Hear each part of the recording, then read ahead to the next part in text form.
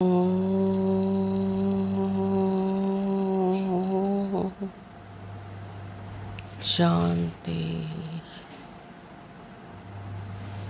आज है 10 जून 2026 की बाप दादा के महावाक्य। बाप दादा कहते मीठे बच्चे, हाँ जी बाबा। शिव बाबा और ब्रह्मा बाबा दोनों की मत मशहूर है। तुम्हें दोनों की मत पर चलकर अपना कल्याण करना है।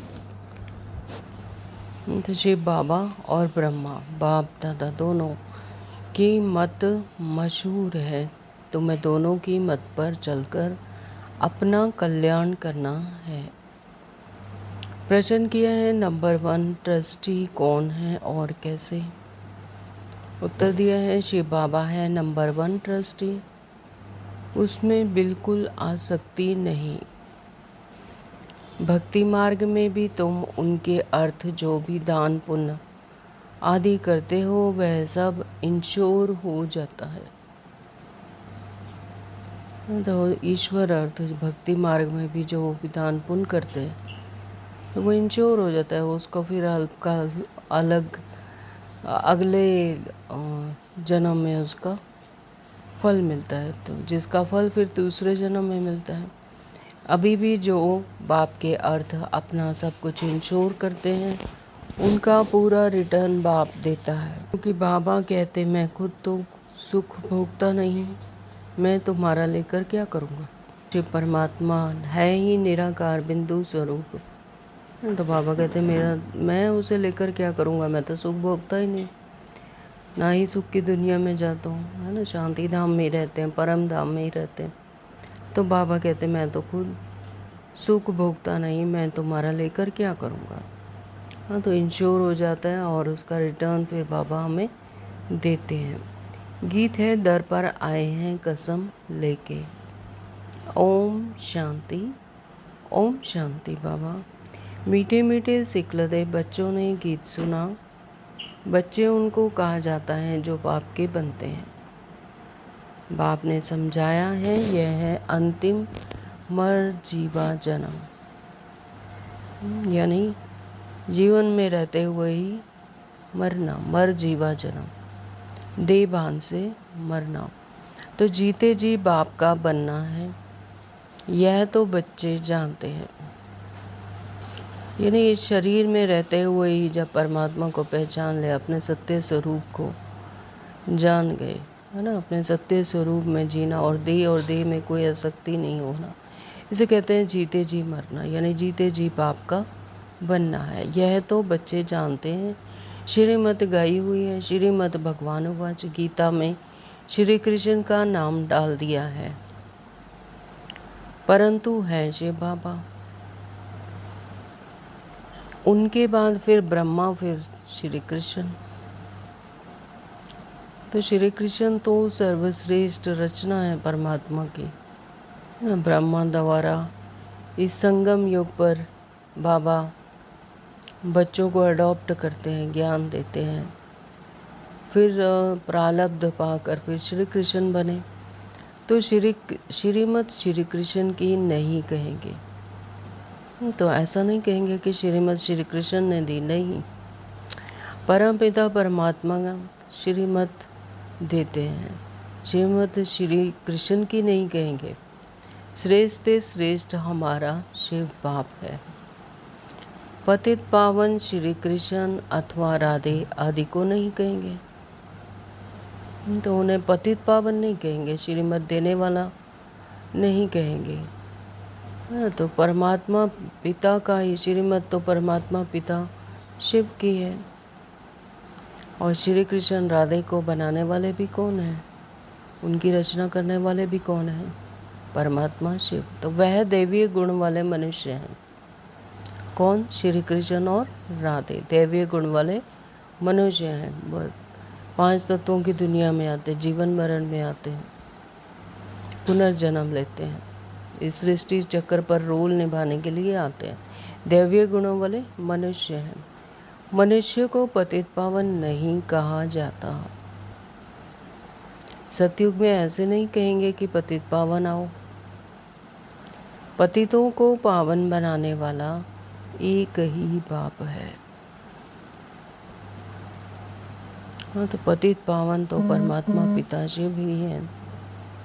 वही हमें श्रीमत देकर, श्रेष्ठ से श्रेष्ठ श्रीमत देकर फिर पतितों को पावन बनाने वाला भी एक बाप ही है। जिसकी श्रीमत पर तुम चल रहे हो, प्रजापिता ब्रह्मा की ही मत मशहूर है, श्रीमत भी मशहूर है। शिव बाबा आकर तुमको अपना बनाते हैं, कहते हैं सिर हथेली पर रख बाप के बने हैं। उनके डायरेक्शन पर चलना पड़े, तुम्हें बाप को अपनी मत देने की दरकार नहीं रहती। वह खुद मत देने वाला है। तो उनकी डायरेक्शन पर चलना पड़ता है। तुम्हें बाप को अपनी मत देने की दरकार नहीं रहती है, वह खुद मत देने वाला है। तो वह तो सब बच्चे हैं, यह तो सब बच्चे हैं। शिव बाबा नामी ग्रामी है। वह जो मत देंगे, जो कुछ करेंगे राइट। तो इस ब्रह्मा को भी मत देते हैं कि यह करो। तुम्हारा कनेक्शन ही शिव बाबा से है। कोई का भी अवगुण नहीं देखना है, श्रीमत पर चलना है। हाँ, तो जैसा देखते हैं तो वैसा ही अपने अंदर भी धारण हो जाता है।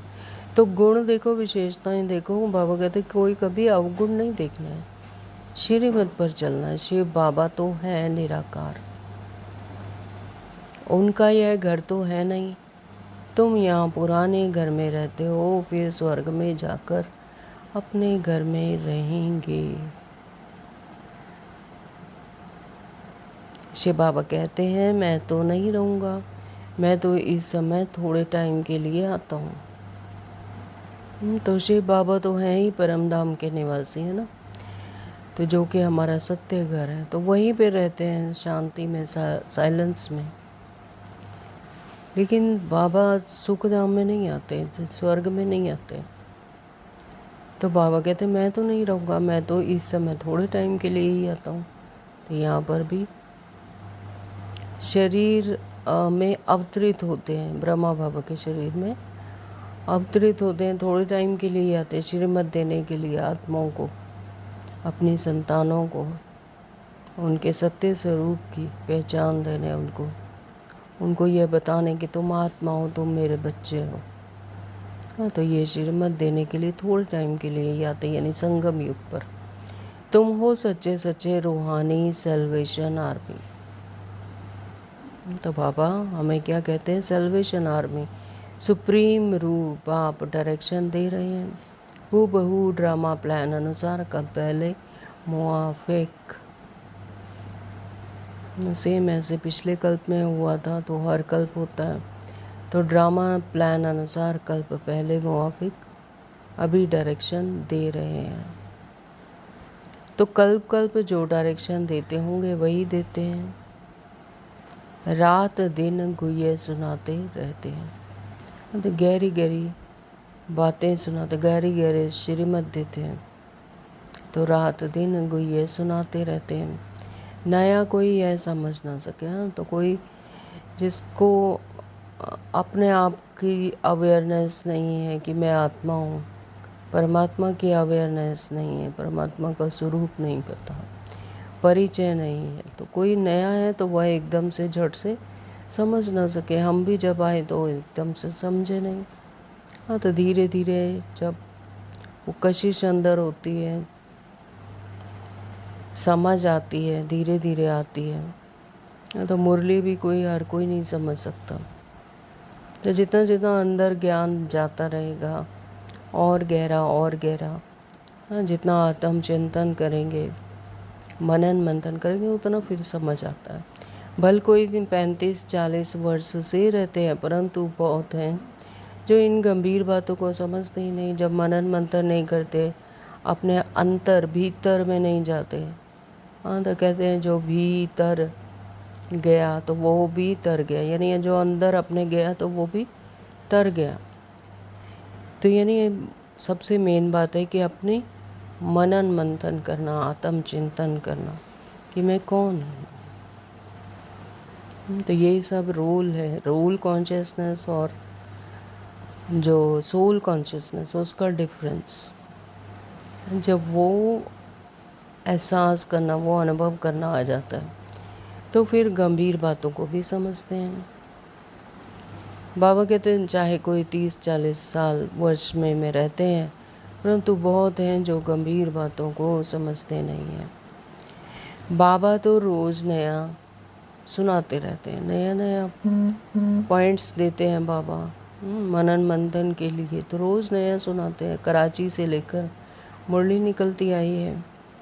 पहले बाबा मुरली चलाते नहीं थे, रात को 2 बजे उठकर 10-15 पेज लिखते थे, बाबा लिखवाते थे, फिर उनकी कापियाँ निकलती थी। तो भक्ति मार्ग में तो शास्त्र आदि के कागज़ संभालते हैं, दिन प्रतिदिन बड़ी बड़ी किताबें बनाते आते हैं, कितनी बायोग्राफी बनाते जाते हैं, वह फिर पढ़कर रखते हैं।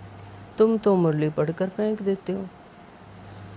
तो ज्ञान अंदर गया, ज्ञान बुद्धि में बैठा, तो फिर मुरली तो क्या है, उसमें शब्द हैं, है ना। जो पढ़ेगा वो अंदर धारण करेगा, आत्मचिंतन करेगा, मनन मंथन करेगा। हाँ, तो फिर ज्ञान को धारण करेंगे।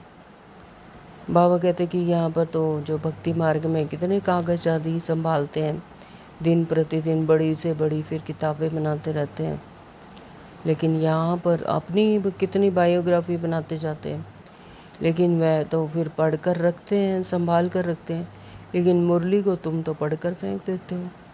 नहीं तो यह वर्शंस रखने चाहिए यहाँ हमेशा के लिए। हाँ, बाबा कहते हैं यह वर्शंस रखने चाहिए हमेशा के लिए, परंतु नहीं जानते हैं कि यह सब विनाश हो जाएंगे। चित्र आदि जो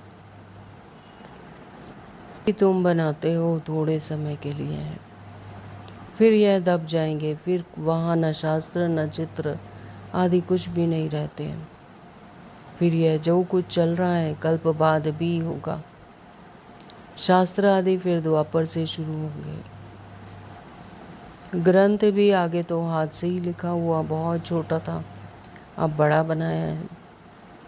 दिन प्रतिदिन बड़ा बनाते जाएंगे। हाँ, तो उसमें एडिशन करते जाते हैं, जैसा जैसा समझ आता है फिर और ही बड़ा बड़ा बनाते रहते हैं। नहीं तो शिव बाबा की जीवन कहानी कितनी लिखनी चाहिए।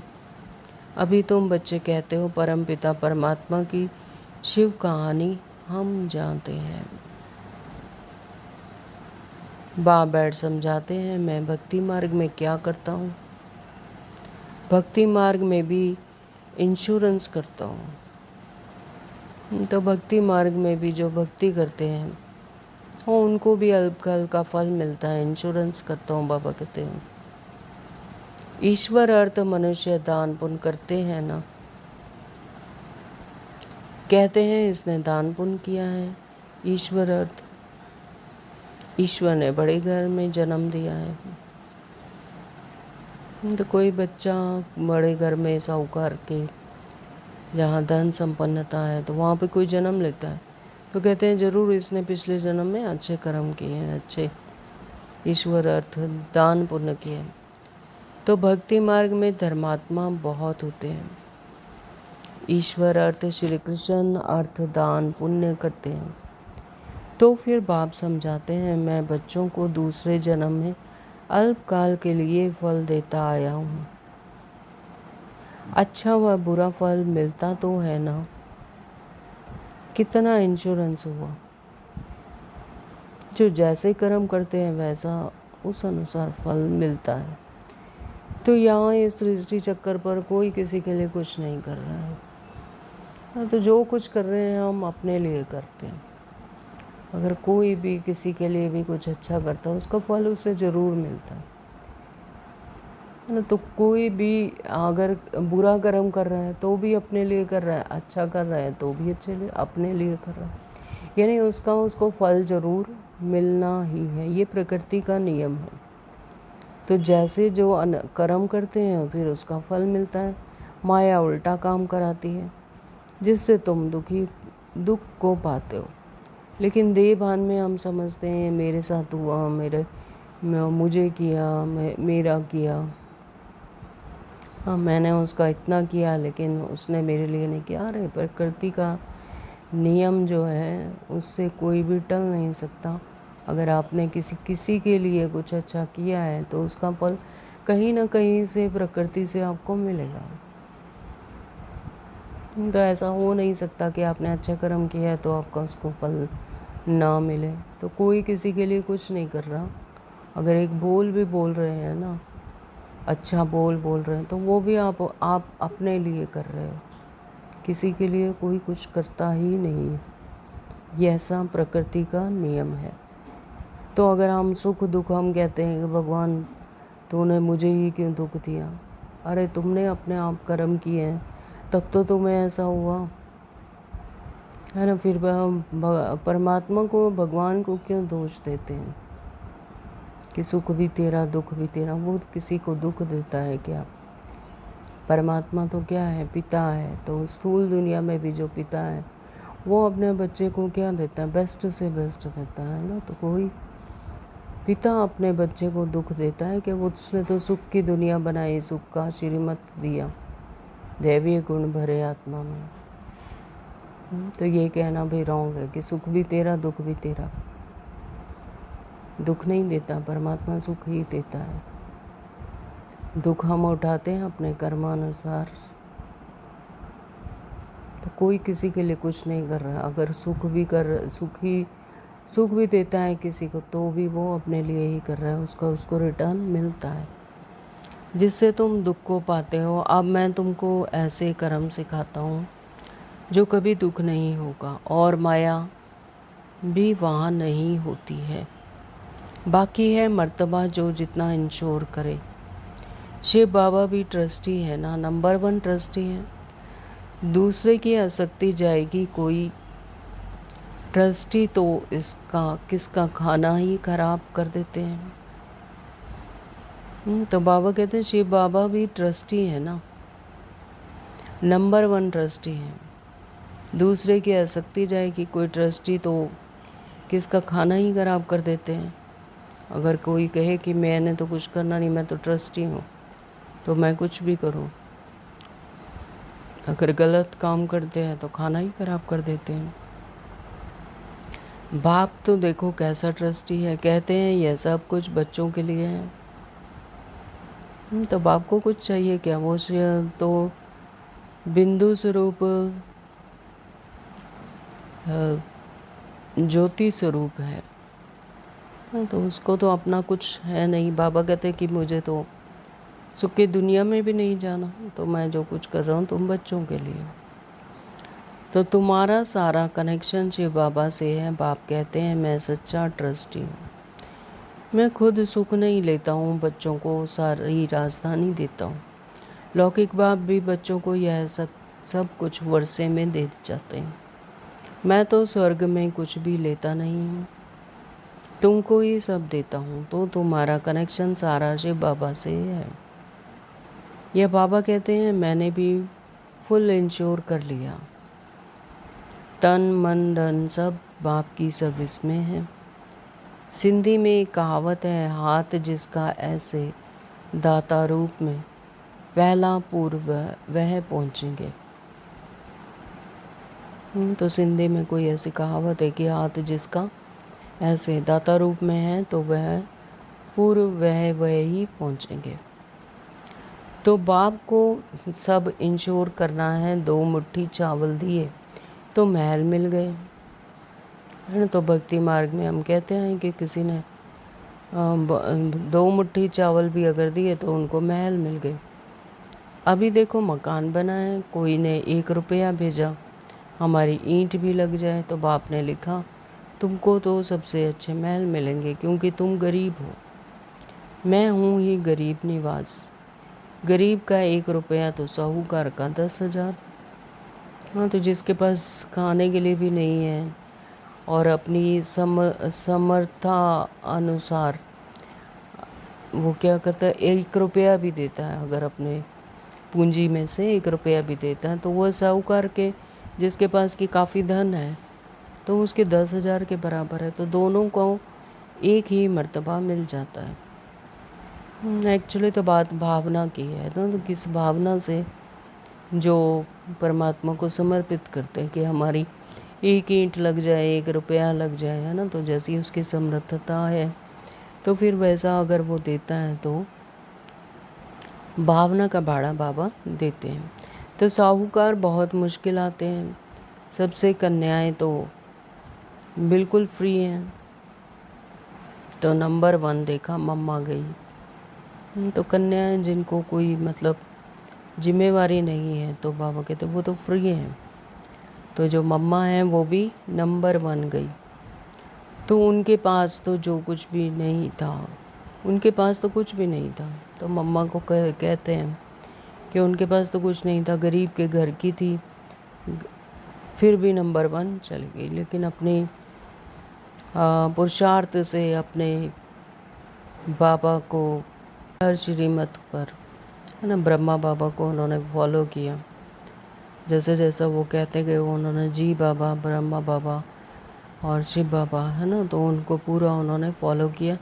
तो गरीब के घर की थी, फिर भी नंबर 1 चली गई। तो इनसे सब कुछ, इसने सब कुछ दिया, फिर भी पहले लक्ष्मी फिर नारायण, है ना। तो लेकिन जो ब्रह्मा बाबा हैं उन्होंने तो सब कुछ दे दिया। अपना हीरे जवाहरातों का उनका बिजनेस था, वो पूरा यज्ञ में ही उन्होंने लगा दिया। तो उन्होंने तो सब कुछ दिया, फिर भी बाबा कहते हैं कि लक्ष्मी का नाम पहले आता, पहले लक्ष्मी फिर नारायण। तो कितना वंडरफुल खेल है। तो कभी किसी बात में संशय नहीं होना चाहिए, हाँ, कि मैं गरीब हूँ, मैं तो कुछ दे नहीं सकता हूँ तो मेरा नंबर पीछे आएगा। नहीं, बाबा भावना का भाड़ा देते हैं यहाँ पर। तो कोई कभी भी किसी भी बात में संशय नहीं होना चाहिए। आप दादा कोई कम थोड़े ही हैं, जरा भी संशय इसमें नहीं लाना चाहिए। बहुत मीठा भी बनना है, कदम कदम पर श्रीमत लेनी है, नहीं तो माया बहुत नुकसान करा देती है। बच्चों को कितने डायरेक्शन देने पड़ते हैं। बाबा कहते हैं पूरा समाचार लिखो, बाबा हर प्रकार की संभाल करेंगे। तो बाबा चाहते हैं, ऐसा नहीं है कि उनको पता नहीं, लेकिन पता है। लेकिन अगर अपना समाचार अपना पोता मेल देते हैं तो बाबा फिर हर प्रकार से संभाल करेंगे। बाबा को बहुत ख्याल रहता है कहाँ यह बच्चा चढ़ जाए, पढ़ाई पर पूरा अटेंशन चाहिए। हम हैं मोस्ट बिलीवेड गॉड फादरली स्टूडेंट। भगवान वाच भी लिखा हुआ है, परंतु श्री कृष्ण का नाम डाल दिया है। श्री कृष्ण भी सभी मनुष्यों से ऊंच ठहराना। हाँ, तो भक्ति मार्ग में श्री कृष्ण का ही नाम डाल दिया, क्योंकि परमात्मा का ना तो परिचय था ना ही पहचानते हैं ना। तो श्री कृष्ण भी बाबा कहते हैं सभी मनुष्यों से ऊंच ठहराना परमात्मा की सर्वश्रेष्ठ रचना है श्री कृष्ण। तो सभी मनुष्यों से, यानी मन की मत पर जो चलते हैं उनमें सबसे ऊंच ठहराना। तो first Prince of the world Shri Krishna का नाम देते हैं, श्री नारायण का क्यों नहीं। तो बाबा कहते हैं श्री कृष्ण का नाम देते हैं, श्री नारायण का क्यों नहीं। श्री कृष्ण है बालक, और छोटेपन में बालक सतो प्रधान होता है। तो बालक तो होता है सतो प्रधान, उसे विकार का पता ही नहीं होता है।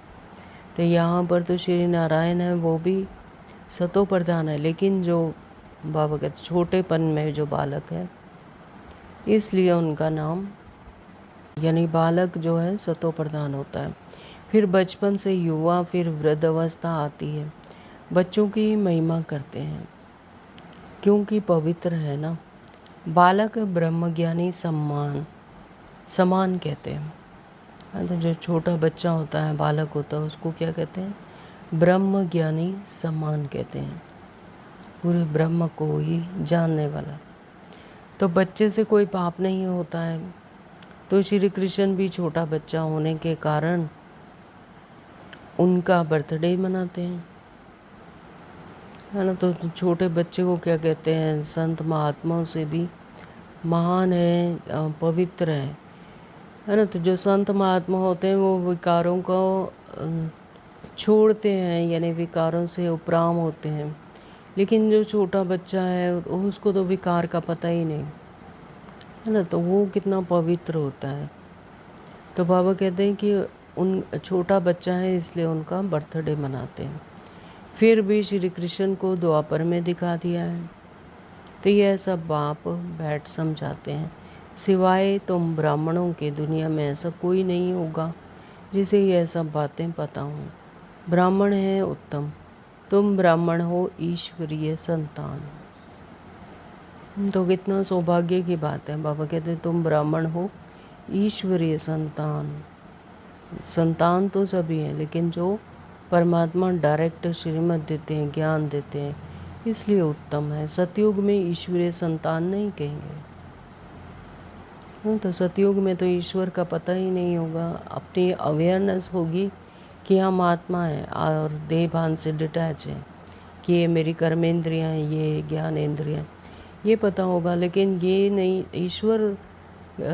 ईश्वर संतान है ऐसा नहीं, अवेयरनेस नहीं होगी, ऐसा विस्मृति हो जाएगी। तो ईश्वर से जरूर स्वर्ग की प्राप्ति होगी। तो यह है तुम्हारा अति दुर्लभ अमूल्य जीवन। तो इसीलिए संगम युग में ये सब समझ होती है, अवेयरनेस होती है। इसीलिए इसे कहते हैं दुर्लभ अमूल्य जीवन। डायमंड युग इसी को कहा जाता है। तो सबको तो हो नहीं सकता, यह ड्रामा ऐसा बना हुआ है।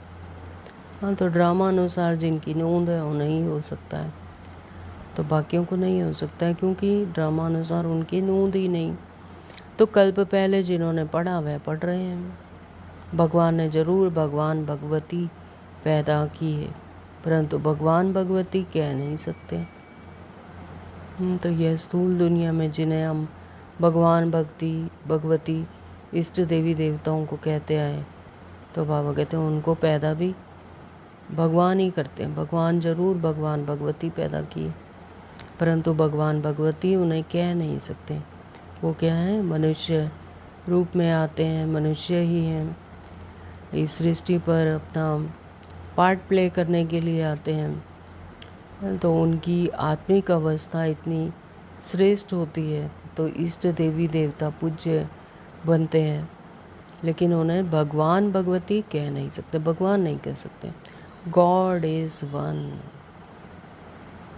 गॉड क्या है, एक ही है, परमात्मा एक ही है।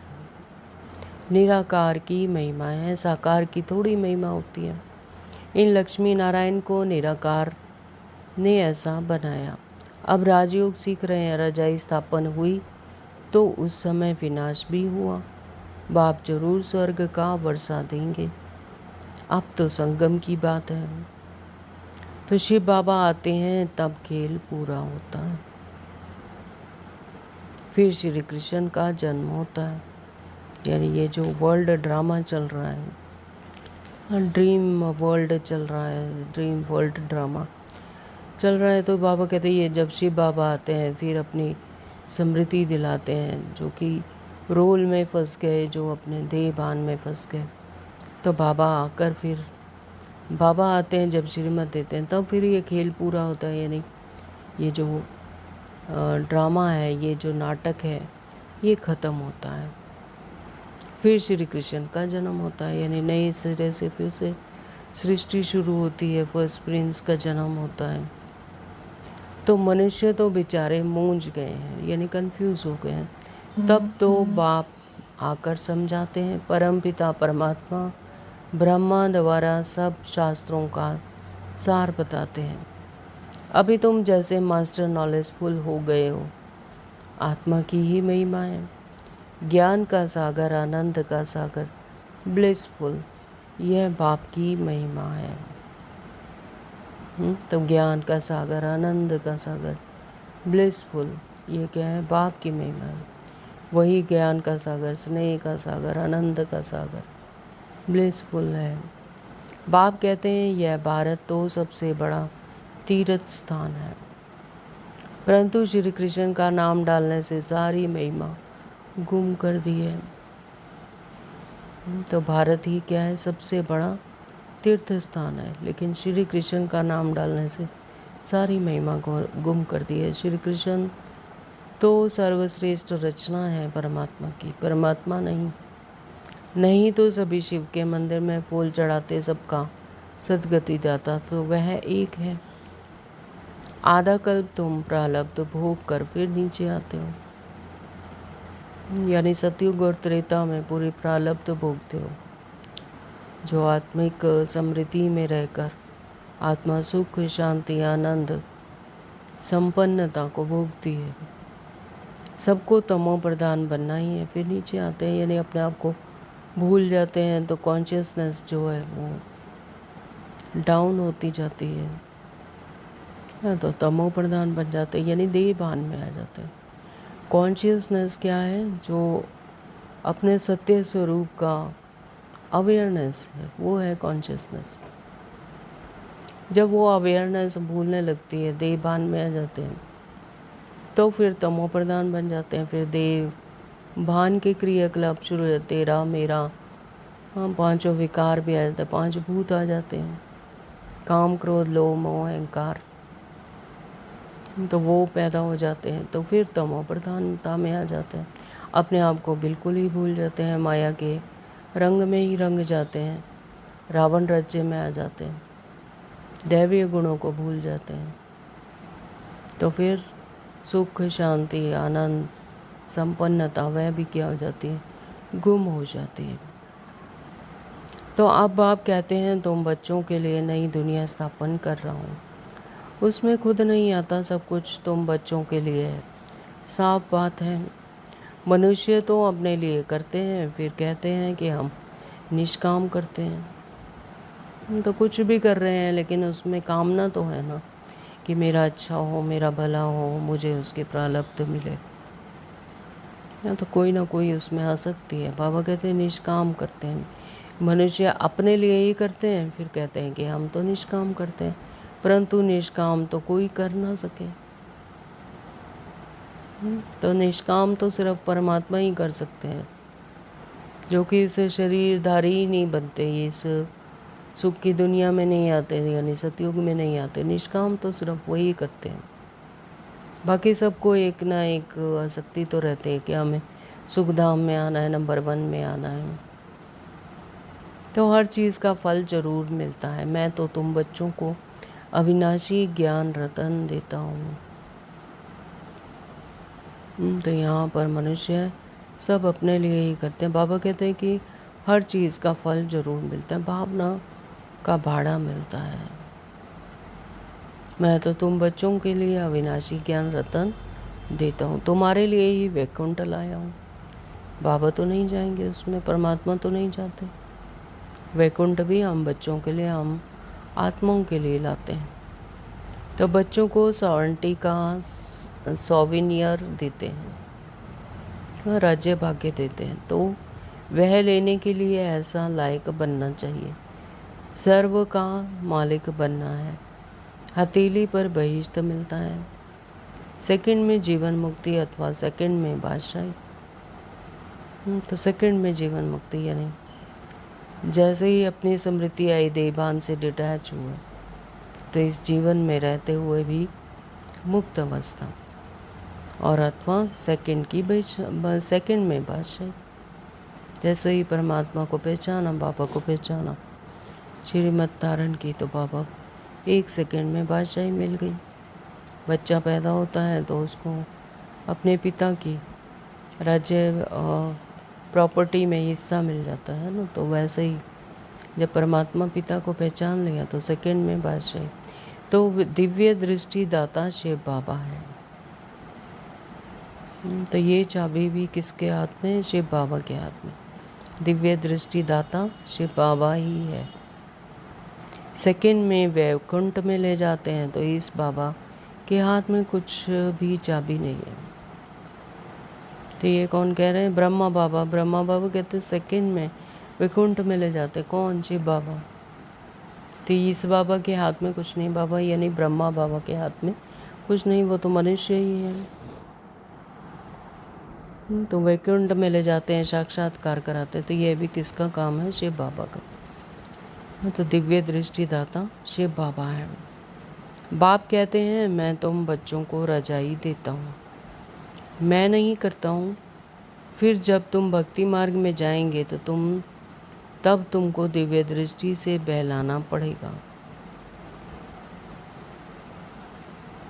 तो बाबा कहते हैं मैं नहीं करता हूँ, फिर जब तुम भक्ति मार्ग में जाएंगे तो तुमको दिव्य दृष्टि से बहलाना पड़ेगा। कितना अच्छी रीति समझाते हैं। ऐसा बाबा कल्प कल्प कल्प के संगम युग पर एक ही बार आते हैं। तो ये पूरे कल्प में सिर्फ एक ही बार संगम युगे आते हैं। ऐसा नहीं कि ये हर युग में आते हैं, सिर्फ संगम युग में एक बार, हर कल्प में एक ही बार आते हैं। फिर 5000 वर्ष तक ये परमात्मा की ना तो सत्य पहचान होती है, ना ही सत्य स्वरूप की पहचान होती है, ना ही जानते हैं। तो यहाँ पर तो डायरेक्ट परमात्मा से कनेक्शन जोड़ते हैं। तो बनी बनाई बन रही, अब कुछ बननी नहीं। जो कुछ होता है ड्रामा में नूंद है, उसको साक्षी हो देखो। तो ड्रामा पर जिनको पूरा निश्चय है तो वो क्या करते हैं, उसको साक्षी होकर देखते हैं कि ड्रामा में नूंद है और ड्रामा एक्यूरेट है, कल्याणकारी है। पापा बहुत अच्छी रीति समझाते हैं, बच्चे मैं तुम्हारा इंश्योरेंस मैग्नेट हूँ। तो पापा क्या कहते हैं, बच्चे मैं तुम्हारा इंश्योरेंस मैग्नेट हूँ, तुम्हारे एक भाई भी नहीं गवाता हूँ, कौड़ी से तुमको हीरे तुल्य बनाता हूँ। तो यह सब शिव बाबा करते हैं, इनके द्वारा करण करावनहार हैं। निराकार निरहंकारी वह है। गॉड फादर कैसे बैठ पढ़ाते हैं, ऐसे नहीं कहते कि चरणों में पढ़ो। तो बाबा यहाँ पर कितना पिता का एक कनेक्शन जोड़ते हैं। तो वही ऐसे नहीं कहते कि चरणों में पढ़ो। स्थूल दुनिया में भी क्या कुछ भी लेने के लिए क्या पिता के चरणों में पढ़ना पड़ता है कि मैं आपके चरणों में गिरता हूँ, मुझे ये दो, नहीं। तो निराकार निरहंकारी वह करण करावनहार गॉड फादर कैसे बैठ पढ़ाते हैं। इसे नहीं कहते कि मेरे सामने हाथ जोड़ो, पैरों में पढ़ो, चरणों में पढ़ो। बाप ऑबिडेंट सर्वेंट है। अपने आप को क्या कहते हैं, ऑबिडेंट सर्वेंट कहते हैं हम आत्माओं के।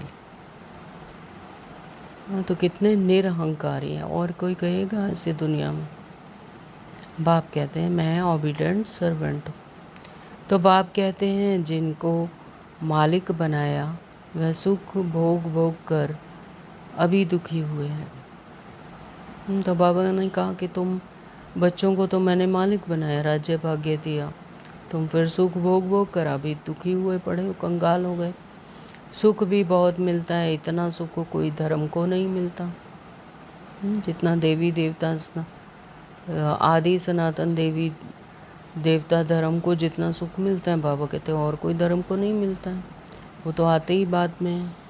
तो न्यू ब्रांड दुनिया में तो सनातन देवी देवता धर्म ही आता है। तो ऐसे नहीं कह सकते हैं कि भारतवासियों को क्यों और औरों को क्या किया, औरों ने क्या किया। अरे इतने ढेर मनुष्य हैं, सब तो नहीं आ सकते हैं ना।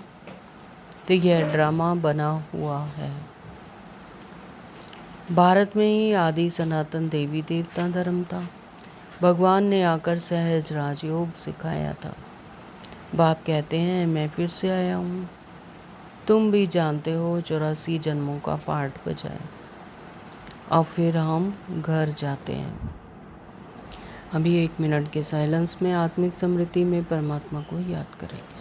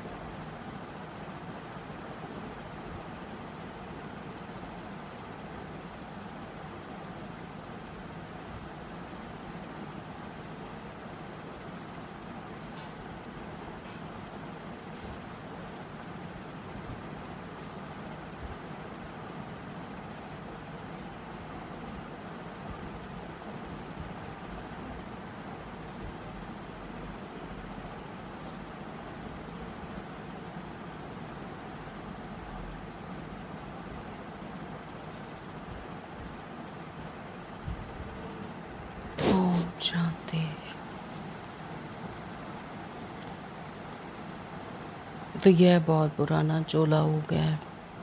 सर्प का मिसाल सन्यासी लोग फिर कहते हैं, आत्मा सो परमात्मा में लीन हो जाती है।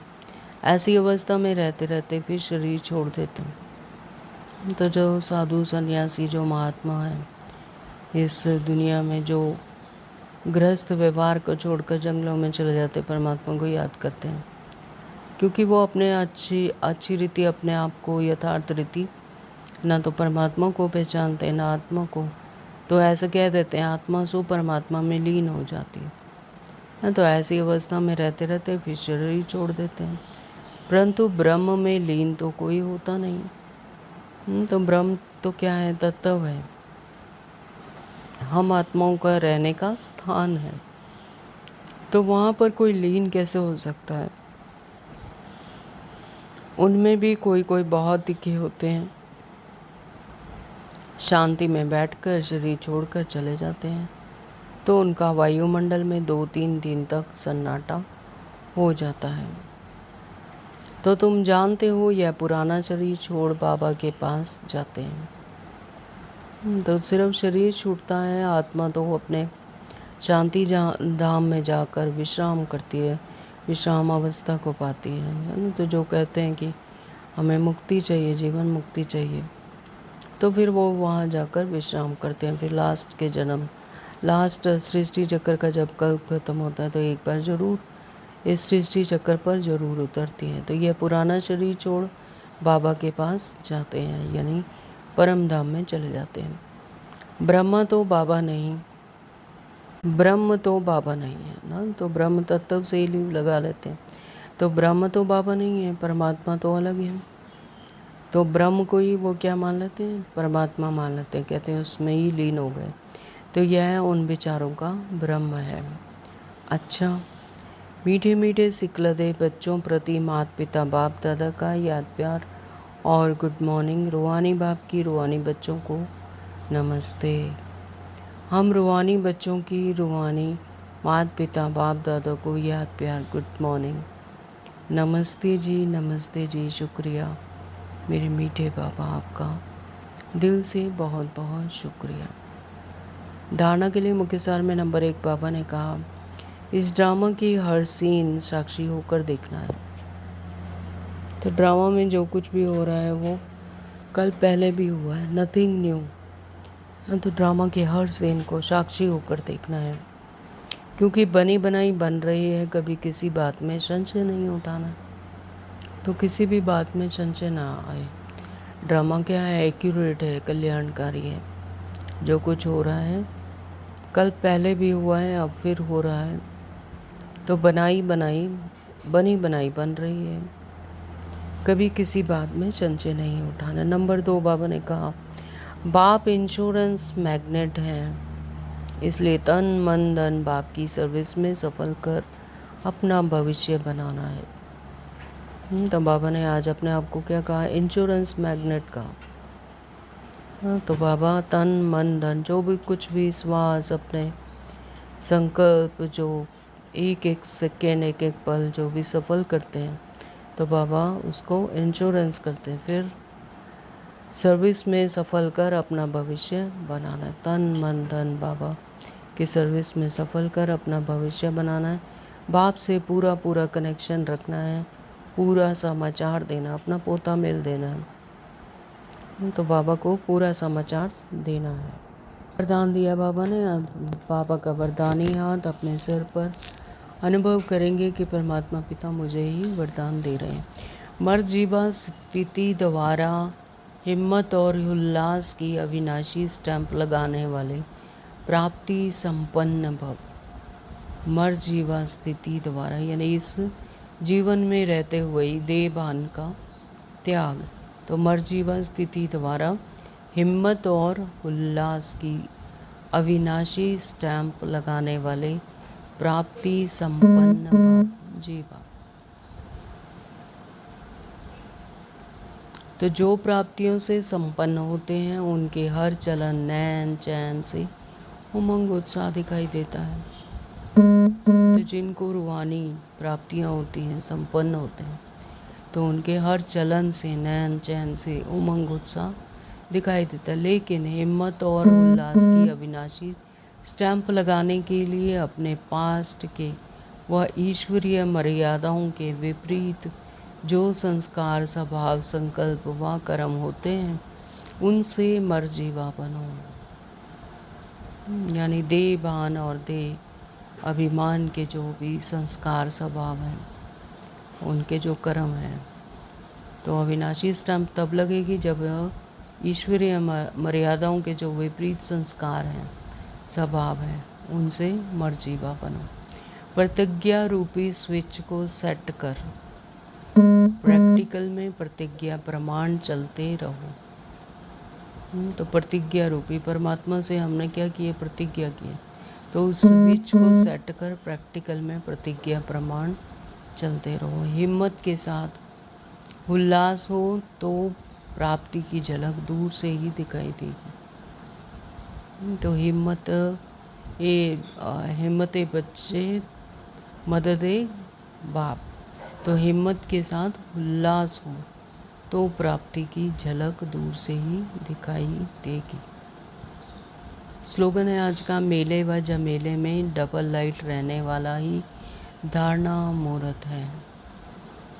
चाहे मेले हैं, चाहे कोई परिस्थितियां हैं, चाहे आत्माओं के बीच में हैं, तो मेले व जमेले में डबल लाइट रहने वाले। लेकिन हम यदि देह भान और देह के क्रियाकलापों से एकदम उपराम स्थिति यानी डबल लाइट बुद्धि से परमात्मा की याद, डबल लाइट रहने वाले ही धारणा मुहूर्त हैं। ओम शांति। आज के अव्यक्त इशारे हैं, सदा हर्षित रहने के लिए अपनी नेचर को सरल बनाओ, सहनशील बनो। आपके हर संकल्प, हर बोल में विशेषता हो। सदा सरल स्वभाव, सरल बोल, सरलता संपन्न कर्म, ऐसे सरल स्वरूप रहो। तो बाबा क्या कह रहे हैं कि आपके हर संकल्प, हर बोल में विशेषता हो। मेरा ये देह भान के बोल ना हो, मेरे देह भान के संकल्प ना हो।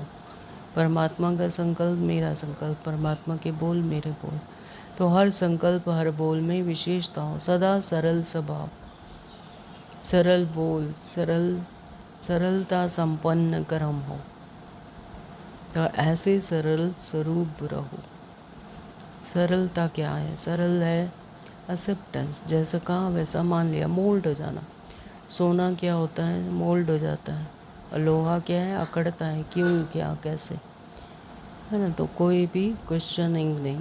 तो सदा सरल स्वभाव, सरल बोल, सरलता संपन्न कर्म हो। तो ऐसे सरल स्वरूप रहो। सदा एक की मत पर, एक से सर्व संबंध, एक से सर्व प्राप्ति, ऐसे एक द्वारा सदा एक रस रहने के सहज अभ्यासी रहो। तो वननेस है, एक ही मत पर, एक से सर्व संबंध, एक से ही सर्व प्राप्ति, और ऐसे एक द्वारा सदा एक रस रहने की सहज अभ्यासी रहो। सदा खुश रहो, खुशी का खजाना बांटो। तो जो होगा वही बांटेंगे, है ना। तो सदा खुश रहो। अगर अपने अंदर खुशी है तो खुशी ही बांटेंगे। तो खुशी का खजाना बांट, सदा खुश रहो तो खुशी का खजाना बांटो और खुशी की लहर सर्व में फैलाओ। यही सच्ची सेवा है। तो आज हर एक आत्मा को क्या चाहिए? खुशी चाहिए, सुख चाहिए, शांति चाहिए। तो अपने अंदर खुशी, सुख, शांति भरो, तो वही दूसरों को भी बांटो, वही खजाना बांटो, खुशी का खजाना बांटो। तो खुशी की लहर सर्व में फैलाओ।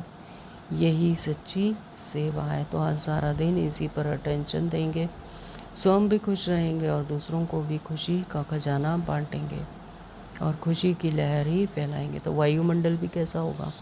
खुशनुमा होगा।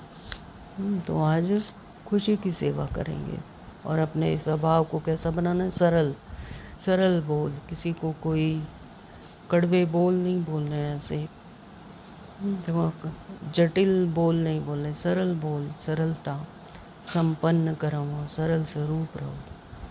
तो आज सारा विशेष इसी पर ही ध्यान देंगे, इसी पर ही अटेंशन देंगे। आज का सोमान रखेंगे। मैं सदा खुश रहने वाली हर्षित आत्मा हूँ। मैं सदा खुश रहने वाली हर्षित आत्मा हूँ। ओम शांति। Thank you Baba.